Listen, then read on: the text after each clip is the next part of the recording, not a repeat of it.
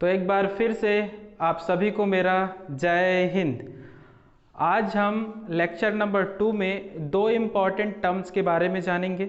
Important terms है, पहला coordination compounds को लेकर के, और दूसरा है कि कोऑर्डिनेशन कंपाउंड जो होता है उसके सेंट्रल एटम की ऑक्सीडेशन स्टेट कैसे निकाली जाए।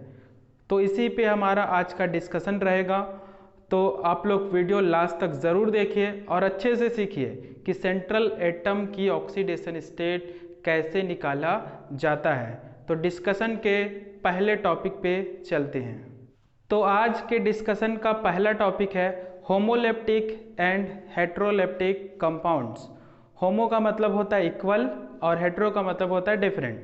अगर किसी कॉम्प्लेक्स में सारे लिगेंड एक जैसे हों, all the ligands are equal in any complex, the compound should known as homoleptic complexes, and if the ligands are different in a complex then it is called heteroleptic complexes। कहने का मतलब बहुत ही simple है, अगर किसी संकुल में या कॉम्प्लेक्स में सारे लिगेंड एक जैसे होंगे तो उसको हम बोलेंगे होमोलेप्टिक कॉम्प्लेक्सेस, एंड अगर एक से ज़्यादा लिगेंड अगर उस कॉम्प्लेक्स में आता है तो उसे हम लोग बोलेंगे हेट्रोलेप्टिक लिगेंड। एग्जाम्पल देखते हैं। सपोज मैं एक एग्जाम्पल लेके चलता हूँ, K4FeCN6, ये इस तरीके से। तो इस कॉम्प्लेक्स में अगर आप लिगेंड को देखेंगे तो सारे के सारे लिगेंड बिल्कुल एक जैसे हैं, सेम टाइप के पूरे 6 लिगेंड हैं, तो इसको मैं कंसिडर करूंगा एज अ होमोलेप्टिक कॉम्प्लेक्स। दूसरा एग्जांपल देखते हैं। सपोज मैं ले लेता हूं सेंट्रल एटम कोबाल्ट, अमोनिया का मॉलिक्यूल्स ले लेता हूं मैं 6, ब्रैकेट के अंदर बंद कर दिया और यहाँ पे मैंने लगा दिया Cl3। ये भी अपने आप में एक कॉम्प्लेक्स ही है। तो इस कॉम्प्लेक्स में भी अगर आप देखेंगे तो लिगेंड टोटल 6 है, लेकिन 6 के 6 लिगेंड पूरे सेम टाइप के हैं, अमोनिया है। यहाँ पे पूरा लिगेंड अमोनिया और यहाँ पे पूरा का पूरा लिगेंड है cyanide, means both are homoleptic compound. तो आपको समझ में आ गया होगा कि what is a homoleptic compound. Heteroleptic compound क्या होगा? अगर इसमें लिगेंड में डिफरेंसेस आता है, मीन्स मोर देन 1 लिगेंड हो जाता है, एक से ज़्यादा अलग अलग टाइप के लिगेंड्स अगर आपको कोऑर्डिनेशन स्फीयर के अंदर मिलते हैं तो ऐसे कॉम्प्लेक्सेस को हम लोग बोलेंगे हेट्रोलेप्टिक कॉम्प्लेक्सेस। आइए एग्जांपल देखते हैं। तो हेट्रोलेप्टिक का एग्जांपल यहाँ पे दिया गया है, K4FeCN4Cl2, राइट। तो यहाँ पे आप लिगेंड देख पा रहे हैं कि यहाँ पे साइनाइड जो है 4 है और क्लोरीन 2 है, दो अलग अलग लिगेंड सेंट्रल एटम के पास में है। सेकंड एग्जांपल में आएंगे, साइनाइड 2 है, क्लोरीन 2 है और नाइट्राइड भी कितना है? 2 है। मीन्स यहाँ पे मोर देन 2 डिफरेंट टाइप्स के लिगेंड्स आपको नज़र आ रहे हैं। यहाँ भी देखेंगे तो एक लिगेंड आपके पास अमोनिया है और दूसरा लिगेंड क्या है? वाटर है। तो ये बात भी आपको क्लियर हो गया होगा कि जब सेंट्रल एटम जिसके पास डिफरेंट लिगेंड्स हो तो ऐसे कंपाउंड्स को हम लोग बोलते हैं हेट्रोलेप्टिक कंपाउंड्स। अब नेक्स्ट टॉपिक के बारे में बात करते हैं। नेक्स्ट टॉपिक है how to calculate oxidation state of central metal atom और आयन। केंद्रीय परमाणु की ऑक्सीकरण अवस्था या ऑक्सीकरण संख्या कैसे निकाली जाए। आई रिपीट इट, केंद्रीय परमाणु की ऑक्सीकरण अवस्था या ऑक्सीकरण संख्या कैसे निकाली जाए। तो निकालना सीखते हैं। तो निकालने से पहले आपको लिगेंड के बारे में पूरी कंप्लीट इन्फॉर्मेशन होनी चाहिए, खासकर लिगेंड के चार्जेस के बारे में कि कौन से लिगेंड में कितना पॉजिटिव चार्ज लगता है, कितना नेगेटिव चार्ज लगता है। जब तक ये आपको क्लियर नहीं होगा आप ऑक्सीडेशन स्टेट नहीं निकाल पाएंगे। तो एक बार आप लिगेंड की जो लिस्ट आपके पास में है, सारे लिगेंड के चार्जेस आप जरूर याद रखेंगे, कौन पॉजिटिव है, कौन निगेटिव है और कौन न्यूट्रल है। एग्जाम्पल के फॉर्म में देखते हैं। K4FeCN6, ये मैंने एक कॉम्प्लेक्स लिया। कॉम्प्लेक्स लेने के बाद में हमको सिर्फ उसके कोऑर्डिनेशन स्फीयर से काम होगा, राइट। हमको सिर्फ उसके कोऑर्डिनेशन स्फीयर से ही काम होगा। तो सबसे पहले काम आपको ये करना है कि अगर आपको कॉम्प्लेक्स इस फॉर्मेट में दिया है तो आप पहले उसे ब्रेक डाउन करेंगे, उसे आयन के फॉर्म में चेंज करेंगे। चलिए आयन के फॉर्म में चेंज करते हैं। आयन के फॉर्म में चेंज करेंगे तो ये बनेगा पोटेशियम के ऊपर लगेगा प्लस चार्ज, फ्रंट में लग जाएगा 4, देन सेकंड हो जाएगा FeCN6 और इसके ऊपर लग जाएगा -4 का चार्ज। -4 का चार्ज क्यों लगा? क्योंकि ये अपने आप में एक न्यूट्रल मॉलिक्यूल्स है और आप सबको पता है कि अगर 4 पॉजिटिव है तो 4 निगेटिव भी उसको न्यूट्रल कर सकती है। या सिंपली आप ऐसे भी ब्रेक डाउन कर सकते हो, काउंटर आयन में जितना नंबर्स आपको दिखता है, अगर काउंटर आयन पॉजिटिव है तो उतना ही आयन कोऑर्डिनेशन स्फीयर में एज अ नेगेटिव चला जाएगा। क्लियर है? तो अब हमको सिर्फ काम रहेगा सिर्फ किससे? कोऑर्डिनेशन स्फीयर वाले आयन से, मीन्स कॉम्प्लेक्स आयन से ही हमारा सारा काम होगा। तो कॉम्प्लेक्स आयन को फिर से हम लिख लेते हैं FeCN6। ये मैंने कॉम्प्लेक्स आयन लिख लिया इस तरीके से और यहाँ पे इसका चार्ज मैंने लगा दिया। अब क्या करेंगे? जिसका निकालना है उसको हम X कंसिडर करेंगे। तो आयरन का निकालना है क्योंकि ऑक्सीडेशन स्टेट तो सेंट्रल एटम का ही होता है, राइट? तो आयरन की वजह से यहाँ पे हम लिखेंगे कितना? X। अब साइनाइड के ऊपर में -1 का चार्ज होता है, एक साइनाइड में -1 का चार्ज, तो 6 साइनाइड में -6 का चार्ज होगा।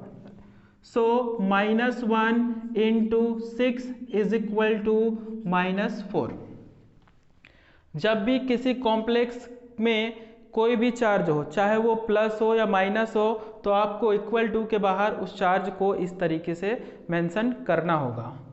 x is equal to -6 is equal to -4, so x will be -4 + 6, ultimately x is equal to +2, right? x is equal to +2। इसका मतलब ये हुआ कि यहाँ पे आयरन जो है +2 ऑक्सीडेशन स्टेट में है, राइट? आयरन आपको जनरली +2 या +3 में मिलता है। +2 में मिले तो फेरस और +3 में मिले तो फेरिक, राइट? तो यहाँ पे आयरन की जो ऑक्सीडेशन स्टेट होगी वो होगी कितना? +2। क्लियर? देन ये +2 जब आप IUPAC नोमेनक्लेचर करेंगे तो +2 को आपको ऐसे ना लिख करके रोमन लेटर में लिखना पड़ेगा, राइट? अगर +2 ऑक्सीडेशन स्टेट आया है तो आप सेंट्रल एटम के बाद में इस तरीके से रोमन लेटर में 2 मेंशन करेंगे। अगर 3 आता है तो रोमन लेटर में ही 3 मेंशन करेंगे, 4 आएगा तो रोमन लेटर में ही आप ऑक्सीडेशन स्टेट को 4 मेंशन करेंगे। अब चलते हैं दूसरे कंपाउंड में सेंट्रल एटम का ऑक्सीडेशन स्टेट निकालने। अब दूसरे कॉम्प्लेक्स में सेंट्रल एटम की ऑक्सीडेशन स्टेट काउंट करते हैं। सबसे पहले आप इसको ब्रेक डाउन करेंगे। ब्रेक डाउन करने के बाद ये आपको मिलेगा potassium plus charge plus FeC2O4 thrice और यहाँ पे लग जाएगा चार्ज -3 का। फिर से वही कहानी है, 3 माइनस को 3 प्लस क्या करता है? न्यूट्रल करता है। अब हमको काम सिर्फ कॉम्प्लेक्स आयन से ही होगा, तो कॉम्प्लेक्स आयन को लिखते हैं FeC2O4 थ्राइस और चार्ज हो जाएगा -3 का। आयरन का निकालना है तो आयरन के लिए हम कंसीडर करेंगे X। C2O4 ये अगर आप अच्छे से देखेंगे तो ये आपके पास ऑक्जेलेट आयन हुआ करता है, राइट? ऑक्जेलेट आयन मीन्स इस तरीके से आप समझ सकते हो, ऑक्जेलेट आयन जो है ऑक्जेलिक एसिड से बनता है। So this is the formula of oxalic acid. अगर मैं यहाँ से दोनों हाइड्रोजन को हटा देता हूँ तो इसके ऊपर एक माइनस चार्ज और इसके ऊपर भी एक माइनस का चार्ज लगेगा। तो अल्टीमेटली आप देख पा रहे हैं कि एक ऑक्जेलेट में 2 माइनस का चार्ज है, राइट? एक ऑक्जेलेट में 2 माइनस का चार्ज है, तो डेफिनेटली यहाँ मेरे पास टोटल 3 ऑक्जेलेट का चार्ज, 3 ऑक्जेलेट ग्रुप है, 3 ऑक्सिलेट ग्रुप है, तो टोटल कितना चार्ज हो जाएगा, -6 का चार्ज, राइट। तो ये हो जाएगा plus -2 × 3 is equal to -3। So x is equal to -6 is equal to -3। So x will be -3 + 6, ultimately answer is +3। यहाँ पे आयरन की ऑक्सीडेशन आपको निकल के आ रही है +3, मीन्स आयरन इसमें है +3 फॉर्म में, बट IUPAC नोमेनक्लेचर के टाइम आप आयरन के बाद इस तरीके से रोमन लेटर में उसके ऑक्सीडेशन स्टेट को लिखेंगे। आइए कुछ और कंपाउंड्स में सेंट्रल एटम की ऑक्सीडेशन स्टेट निकालते हैं। अब हम इस कॉम्प्लेक्स में सेंट्रल एटम कोबाल्ट के ऑक्सीडेशन स्टेट को निकालना सीखेंगे। तो वही रूल, सबसे पहले आप कंपाउंड को क्या कीजिए, ब्रेक डाउन कीजिए, किसमें, पॉजिटिव एंड नेगेटिव चार्ज में। तो अगर हम इसको ब्रेक डाउन करेंगे तो डेफिनेटली ये हो जाएगा CO NH3 4 H2O Br, then यहाँ पे नाइट्रेट लगा हुआ है, नाइट्रेट बैक साइड में है, तो फ्रंट वाला पोर्शन आपका कौन सा होगा, पॉजिटिव पोर्शन होगा, राइट। तो नाइट्रेट में लगता है -1 का चार्ज, राइट। एक नाइट्रेट में -1 का चार्ज, तो 2 नाइट्रेट में -2 का चार्ज होगा, ठीक है। तो यहाँ पे -2 का चार्ज होगा, तो इसको न्यूट्रल करने के लिए मुझे कितने चार्ज की जरूरत पड़ेगी, +2 चार्ज की, राइट। तो यहाँ पे हो जाएगा +2 का चार्ज। अब मुझे मिल गया मेरा कॉम्प्लेक्स आयन। अब इसी कॉम्प्लेक्स आयन के थ्रू मैं क्या निकाल सकता हूँ, oxidation state of central metal ion. Cobalt निकालना है तो मानेंगे X। अमोनिया किस टाइप का लिगेंड, न्यूट्रल, याद रखिए अमोनिया एंड वाटर दोनों के दोनों न्यूट्रल लिगेंड होते हैं, और न्यूट्रल में किसी भी प्रकार का कोई चार्ज नहीं होता है, इसलिए यहाँ पे हम 0 लिखेंगे, राइट। 0 एंड 0 वाटर के लिए भी और अमोनिया के लिए। ब्रोमीन हैलोजन है, और हैलोजन में हमेशा -1 का चार्ज होता है, तो ये होगा -1 is equal to +2। So x is equal to -1 +2, x is equal to +2 +1, x is equal to +3, इस तरीके से। तो फाइनल आंसर ये होगा कि कोबाल्ट इस कॉम्प्लेक्स के अंदर +3 ऑक्सीडेशन स्टेट में है। तो सिंपली आप इसको इस तरीके से भी कंसिडर कर सकते हैं, बट IUPAC नोमेनक्लेचर के टाइम आप कोबाल्ट के बाद रोमन लेटर में 3 ज़रूर लिखेंगे, तभी आपका आंसर सही होगा, अदरवाइज नहीं। ये सारे चीज़ मैं आपको इसीलिए बता रहा हूँ क्योंकि जस्ट इस टॉपिक के बाद हम कॉम्प्लेक्सेस का IUPAC नोमेनक्लेचर स्टार्ट करने वाले हैं। अब मैं उम्मीद करता हूँ कि आप लोगों को सेंट्रल एटम का ऑक्सीडेशन स्टेट निकलना आ जाता होगा। तो उसी से रिलेटेड अब कुछ हम क्वेश्चंस देखते हैं जो हमारी कल के लेक्चर्स और आज के लेक्चर से मिला जुला कंबाइंड क्वेश्चन होगा। पहला क्वेश्चन देखते हैं। In the complex ion FeEDTA minus the coordination number and oxidation state of central metal ion is। तो आपको यहाँ पे एक कॉम्प्लेक्स दिया है, संकुल यौगिक है, संकुल आयन है, वो आपको दिया गया है और बोला गया है कि इसकी कोऑर्डिनेशन नंबर कितनी है, उप सहसंयोजी संख्या इसकी कितनी है या उप सहसंयोजी नंबर कितना है। दूसरा state, oxidation state of central metal ion, जो केंद्रीय परमाणु है उसकी ऑक्सीकरण अवस्था कितनी है। ऑप्शन दिया गया है कोऑर्डिनेशन नंबर 6 मीन्स उप सहसंयोजी संख्या 6 और ON का मतलब है उसकी ऑक्सीकरण अवस्था से, ऑक्सीडेशन स्टेट से। पहला है 6 और 3 का कॉम्बिनेशन, दूसरा है कोऑर्डिनेशन नंबर 1 ऑक्सीडेशन स्टेट -1, तीसरा coordination number 4 and oxidation state +2 और फोर्थ ऑप्शन है coordination number 3 and oxidation state +3। तो आइए साहब इसका एनालिसिस करके देखते हैं कि इसका राइट आंसर क्या होगा। तो इस कॉम्प्लेक्स को आयन को मैं एक बार यहाँ पे लिख लेता हूँ, FeEDTA, स्मॉल लेटर में भी आप चाहे तो लिख सकते हैं, EDTA मैंने लिख दिया और ये लगा दिया भाई इसके ऊपर में -1 का चार्ज। सेंट्रल एटम का ऑक्सीडेशन स्टेट निकालते हैं पहले, तो X मान लिए। फिर अब आते हैं EDTA में।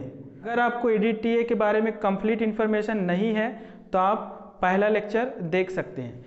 तो EDTA के स्ट्रक्चर में मैंने कल ये बताया था कि ये हेक्साडेंटेड लिगेंड होता है, राइट। हेक्साडेंटेड मीन्स ये total 6 lone pair of electron central atom को डोनेट कर सकता है, जिसमें 2 नाइट्रोजन एटम शामिल होता है और 4 ऑक्सीजन एटम शामिल होता है।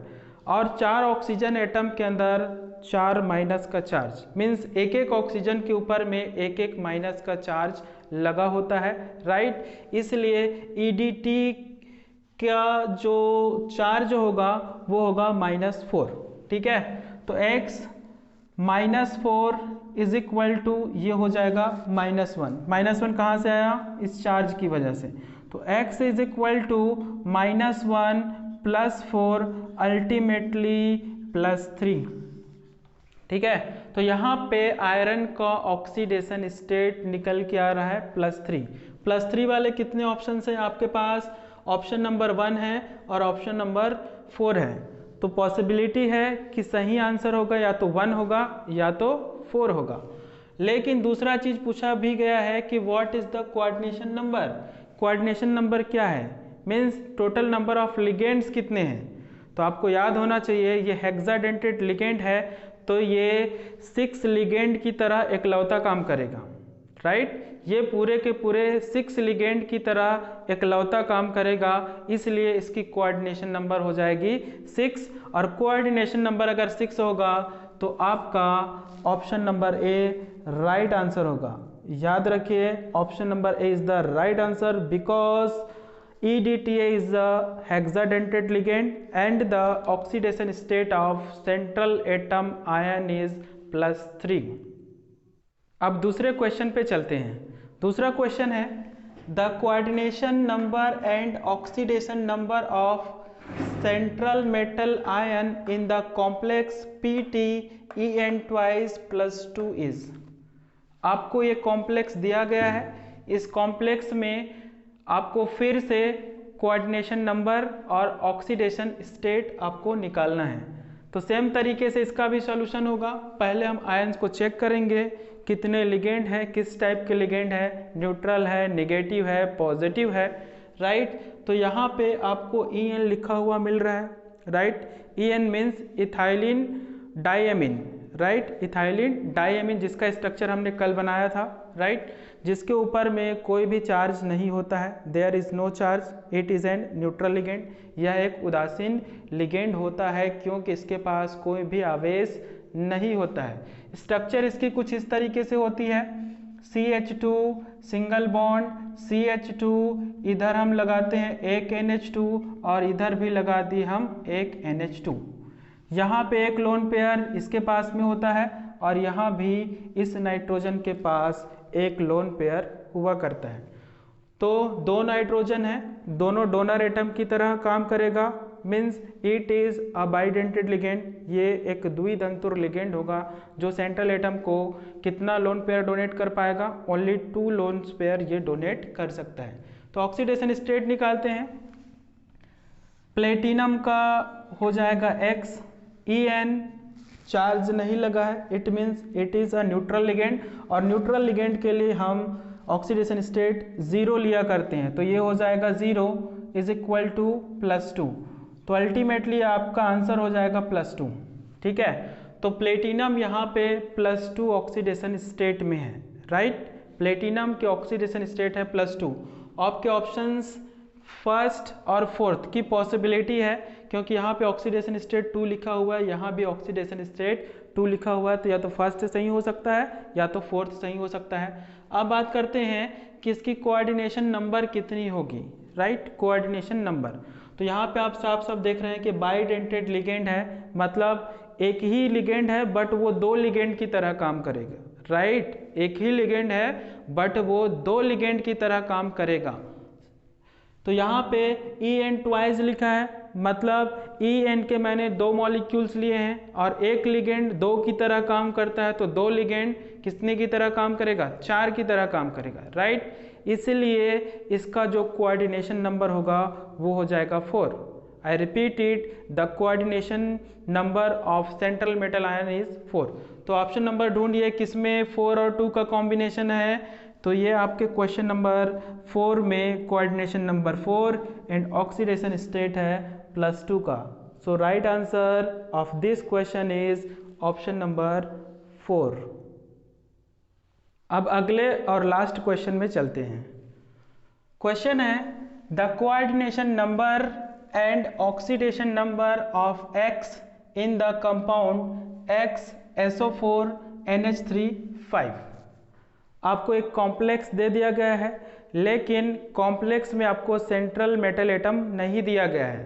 सेंट्रल मेटल एटम को आपको X माना गया है, राइट। तो उसी X का हमको इस कॉम्प्लेक्स को देखते हुए 2 चीज़ बताना है। पहला है ऑक्सीडेशन नंबर और दूसरा है coordination number, right. Coordination number का मतलब है नंबर ऑफ लिगेंड्स, टोटल कितने लिगेंड्स हैं, और ऑक्सीडेशन स्टेट आपको कैलकुलेशन करने से आएगा कि लिगेंड में कितने कितने चार्ज लगते हैं। चलिए देखते हैं। तो यहाँ पे सल्फेट जो दिख रहा है 1 ही है, इसकी अमाउंट 1 है, कुछ नहीं है, मतलब 1 है। NH3 की अमाउंट कितना है, 5 है।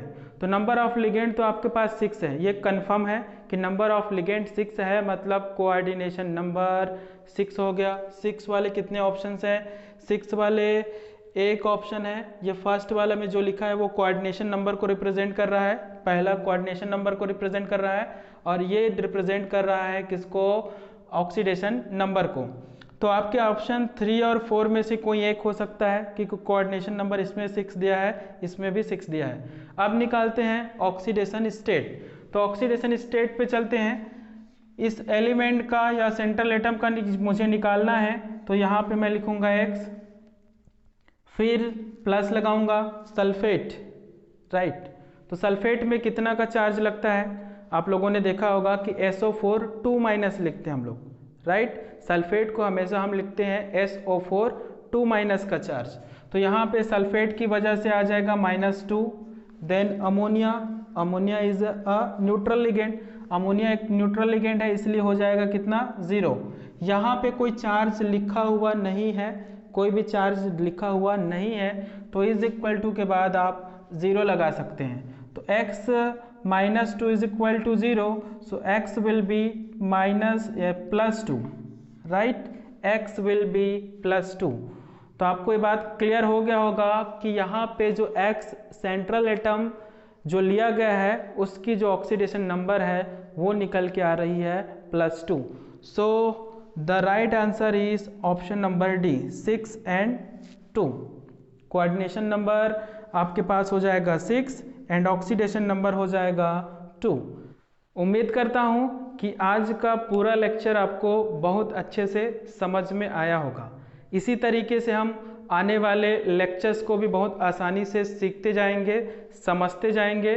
तो आप जब भी कोई वीडियो अपलोड होता है तो उसे कंप्लीट ज़रूर देखें और कंप्लीट जानकारी लें। लास्ट में फिर से वही एक बात कहना चाहेंगे, देखते रहिए, सीखते रहिए। जय हिंद।